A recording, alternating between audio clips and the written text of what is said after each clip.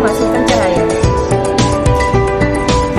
Yang ketiga ada komunikasi radio dan televisi. Gelombang radio walaupun tidak terlihat oleh mata manusia adalah bagian dari spektrum gelombang elektromagnetik.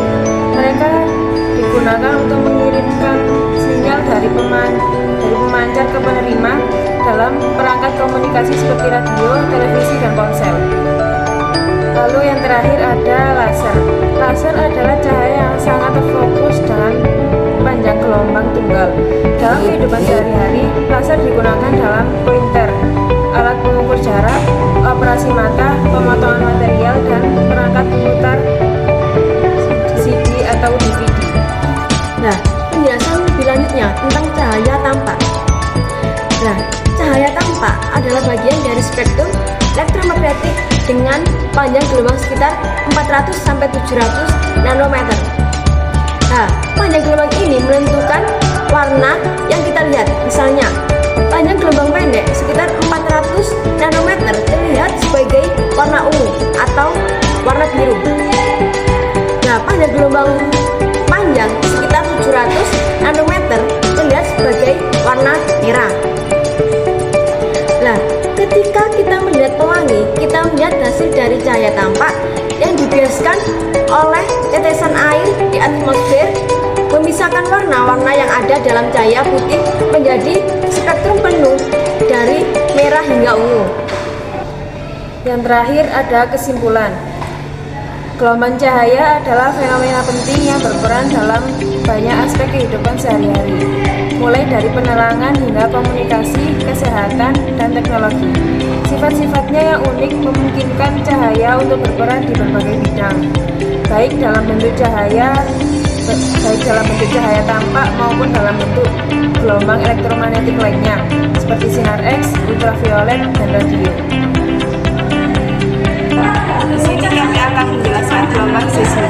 Gelombang seismik adalah gelombang energi yang melalui bumi atau benda-benda lainnya akibat dari aktivitas seismik seperti gempa bumi, letusan gunung berapi, atau ledakan buatan.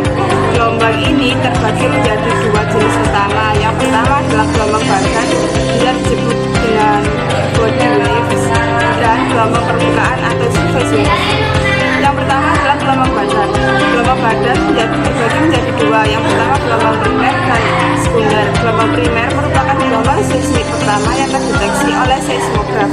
Gelombang ini bersifat longitudinal, di mana partikel bergerak maju mundur searah dengan arah rambat gelombangnya. Gelombang B bisa merambat melalui media padat, cair, dan gas.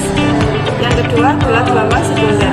Gelombang sekunder ini datang setelah gelombang B dan bersifat transversal, di mana partikel bergerak tegak lurus terhadap arah rambat gelombang.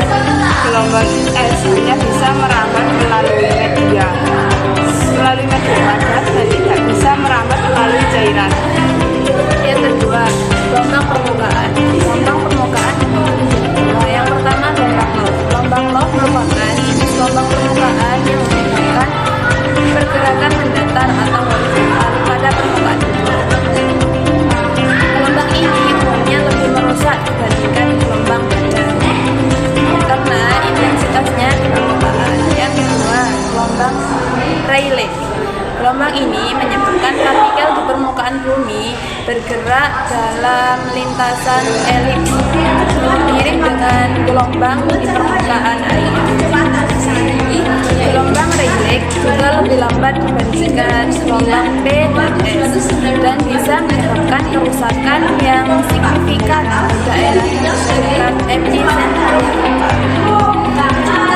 Gelombang seismik memainkan peran penting dalam studi tentang struktur internal bumi dan digunakan untuk mendeteksi serta mempelajari alam semesta. Oke, di sini saya akan membahas mengenai gelombang pegas dalam konteks gelombang transversal. Pada gelombang pegas, jika ketika ujung pegas digetarkan ke atas dan ke bawah, kita akan menciptakan gelombang transversal pada pegas tersebut. Di sini partikel-partikel yang tergerak pada pegas akan bergerak naik turun, sedangkan gelombangnya akan bergerak sesuai dengan panjang pegasnya. Contoh nyata dalam kehidupan sehari-hari adalah yang pertama, yaitu tali jemuran yang digeser.